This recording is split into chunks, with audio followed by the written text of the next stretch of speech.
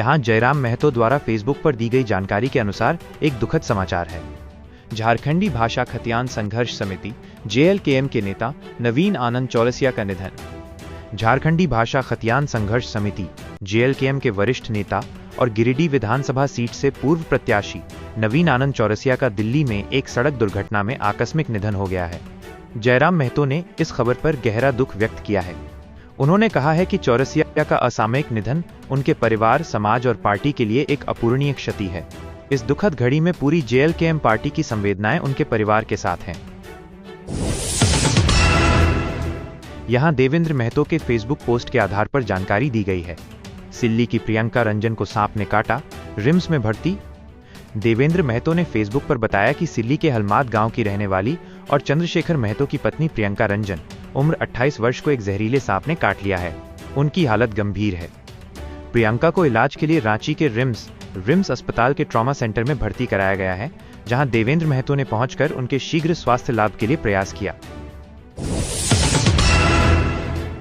Bharatiya Janata party Bhajpa ने रांची में tender प्रक्रिया को लेकर सवाल उठाए हैं। भाजपा नेता के अनुसार पिछले 1 साल में रांची के एक ही मुस्लिम परिवार को 11 सरकारी टेंडर दिए गए हैं।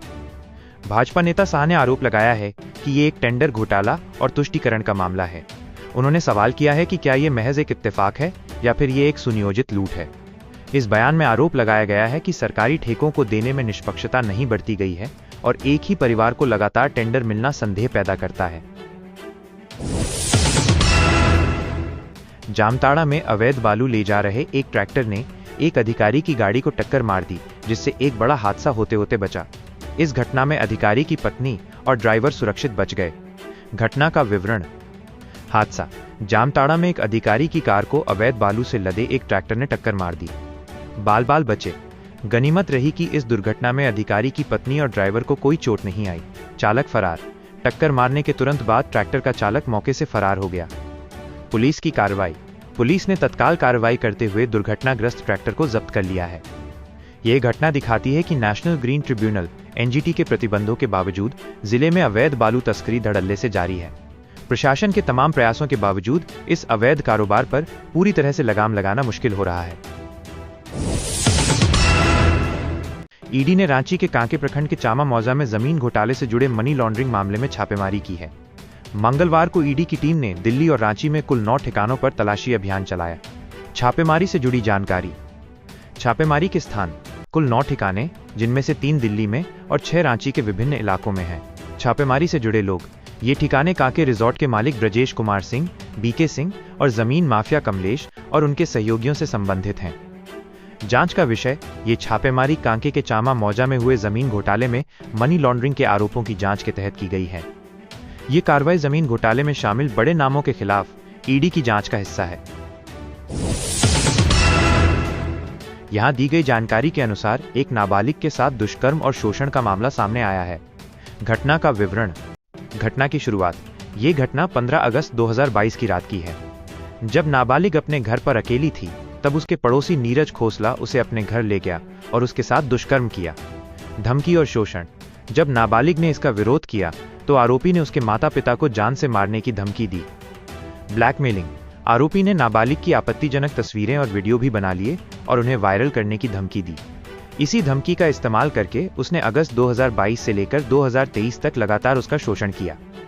ये घटना दिखाती है कि आरोपी ने ब्लैकमेलिंग का सहारा लेकर 1 साल से भी ज्यादा समय तक अपराध को अंजाम दिया। झारखंड हाईकोर्ट ने गुमला की एक नाबालिग की गुमशुदगी के मामले में सुनवाई करते हुए गुमला के पुलिस अधीक्षक SP से मामले की वर्तमान स्थिति की रिपोर्ट मांगी है। मामले का विवरण। याचिका। ये याचिका गुमला जिले से गुमशुदा हुई एक नाबालिग के मामले को लेकर दायर की गई थी। अदालत का निर्देश। सुनवाई के बाद अदालत ने गुमला SP को निर्देश दिया है कि वे इस मामले में अब तक की गई कार्रवाई और स्थिति की पूरी जानकारी अदालत के समक्ष प्रस्तुत करें। अगली सुनवाई। मामले की अगली सुनवाई नवंबर में निर्धारित की गई है, जिसमें SP को अपनी रिपोर्ट प्रस्तुत करनी होगी। यह दर्शाता है कि हाईकोर्ट इस मामले की गंभीरता को देखते हुए पुलिस से इसकी प्रगति पर लगातार अपडेट मांग रहा है। लातेहार सदर थाना क्षेत्र के करकट गांव में स्थित NH 39 पर एक बड़ा हादसा टल गया। एक बाइक में चलते चलते अचानक आग लग गई, लेकिन बाइक सवार की सूझबूझ से उसकी जान बच गई। घटना का विवरण। वाहन TVS rider bike registration number JH19D4835। हादसा, चलती बाइक में अचानक धुआं निकलने लगा और देखते ही देखते उसमें आग लग गई। बचाव, बाइक सवार ने तुरंत बाइक को सड़क किनारे रोक दिया और उससे दूर हट गया, जिससे उसकी जान बच गई।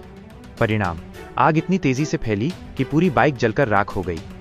यह घटना इलाके में चर्चा का विषय बनी हुई है, क्योंकि चलती गाड़ी में आग लगने की ऐसी घटनाएं काफी कम होती हैं। झारखंड में कुड़मी समुदाय द्वारा 20 से 22 सितंबर तक चलाए गए रेल टेका आंदोलन के कारण रेलवे को भारी नुकसान हुआ है। आंदोलन का प्रभाव, ट्रेनें रद्द। इस आंदोलन के कारण रांची रेल मंडल की कुल 54 ट्रेनों को रद्द करना पड़ा। आर्थिक नुकसान, रेलवे को इस अवधि में कुल 5 करोड़ 40 लाख रुपए का नुकसान हुआ है। यह आंदोलन, जिसमें कुड़मी समुदाय को अनुसूचित जनजाति का दर्जा देने की मांग की गई थी, ने न केवल यात्रियों को परेशानी में डाला, बल्कि रेलवे को भी बड़ा आर्थिक झटका दिया। बिहार सरकार ने दुर्गा पूजा, दिवाली, छठ और आगामी बिहार विधानसभा चुनावों को ध्यान में रखते हुए यात्रियों को बड़ी राहत दी है। बिहार सरकार की नई पहल, किराए में छूट। नीतीश कुमार की सरकार ने दिल्ली, हरियाणा, उत्तर प्रदेश और बंगाल जैसे राज्यों से बिहार आने जाने वाली बसों के किराए में भारी सब्सिडी दी है। किराया सस्ता, इस सब्सिडी के कारण बस का किराया लगभग एक तिहाई तक सस्ता हो गया है। अवधि, ये रियायत 20 सितंबर से 30 नवंबर तक लागू रहेगी। उद्देश्य, इस पहल का उद्देश्य इन प्रमुख त्योहारों और चुनाव के दौरान दूसरे राज्यों में रहने वाले बिहार के लोगों के लिए घर वापसी को आसान और किफायती बनाना है। इस कदम से बड़ी संख्या में यात्रियों को फायदा होने की उम्मीद है, जो आमतौर पर त्योहारों के समय बढ़ी हुई कीमतों का सामना करते हैं। झारखंड के पहले मुख्यमंत्री बाबूलाल मरांडी के बेटे अनूप मरांडी की हत्या के आरोपी माओवादी सहदेव सोरेन को सुरक्षा बलों ने एक मुठभेड़ में मार गिराया है। सहदेव सोरेन पर 1 करोड़ रुपए का इनाम था। चिलखारी नरसंहार घटना, ये मुठभेड़ उस मामले से जुड़ी है जिसे चिलखारी नरसंहार के नाम से जाना जाता है। आरोप, सहदेव सोरेन पर बाबूलाल मरांडी के बेटे अनूप मरांडी सहित कुल 20 लोगों की हत्या का आरोप था। यह कार्रवाई झारखंड में माओवादी हिंसा के खिलाफ चल रही लड़ाई में एक महत्वपूर्ण सफलता मानी जा रही है। ईडी प्रवर्तन निदेशालय ने रांची में कई बिल्डरों के ठिकानों पर छापेमारी की है। यह कार्रवाई जमीन घोटाले के मामले में की गई है। छापेमारी का विवरण, स्थान, ईडी की टीम ने रांची के कई इलाकों में, जिनमें कांके, सुखदेव नगर, रातू रोड और कड़रू शामिल हैं, बिल्डरों के ठिकानों पर एक साथ छापा मारा। मामला, ये छापेमारी जमीन घोटाले से जुड़े मनी लॉन्ड्रिंग के आरोपों की जांच का हिस्सा है। संलग्नता, ये माना जा रहा है कि जिन बिल्डरों के ठिकानों पर छापेमारी हुई है, उनका संबंध इन जमीन घोटालों से हो सकता है। ईडी ने पिछले कुछ समय से झारखंड में जमीन घोटाले से जुड़े मामलों में अपनी जांच तेज कर दी है। ये ताजा कार्रवाई उसी जांच की अगली कड़ी मानी जा रही है। झारखंड में बुधवार आज से बारिश का सिलसिला शुरू हो गया है। येलो अलर्ट, मौसम विभाग ने राज्य के 4 जिलों के लिए भारी बारिश का येलो अलर्ट जारी किया है। प्रभावित जिले पूर्वी सिंहभूम, पश्चिमी सिंहभूम, सिमडेगा, सरायकेला, खरसावां। इसका मतलब है कि इन जिलों में अगले कुछ घंटों में भारी बारिश होने की संभावना है और लोगों को सतर्क रहने की सलाह दी गई है। धनबाद के वासेपुर में एक दिल दहला देने वाली घटना सामने आई है, जहां एक लड़के की बेरहमी से हत्या कर दी गई है। घटना का विवरण, लड़के का गला रेता गया और उसके शव को एक सेप्टिक टैंक में छिपा दिया गया। स्थान, ये खौफनाक वारदात धनबाद के वासेपुर में हुई। फिलहाल हत्या के पीछे की वजह का खुलासा नहीं हुआ है। पुलिस मामले की जांच कर रही है। झारखंड के लिए एक अच्छी खबर है।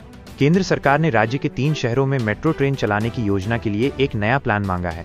यह कदम मुख्यमंत्री हेमंत सोरेन की मांग के बाद उठाया गया है। मेट्रो प्रोजेक्ट से जुड़ी मुख्य बातें। केंद्र की मांग, केंद्र सरकार ने झारखंड के 3 शहरों के लिए मेट्रो ट्रेन परियोजना का प्रस्ताव मांगा है। सीएम सोरेन की सक्रियता, केंद्र की इस मांग के बाद मुख्यमंत्री हेमंत सोरेन इस परियोजना को आगे बढ़ाने के लिए सक्रिय हो गए हैं। इस कदम को झारखंड में शहरी परिवहन को बेहतर बनाने की दिशा में एक महत्वपूर्ण कदम माना जा रहा है।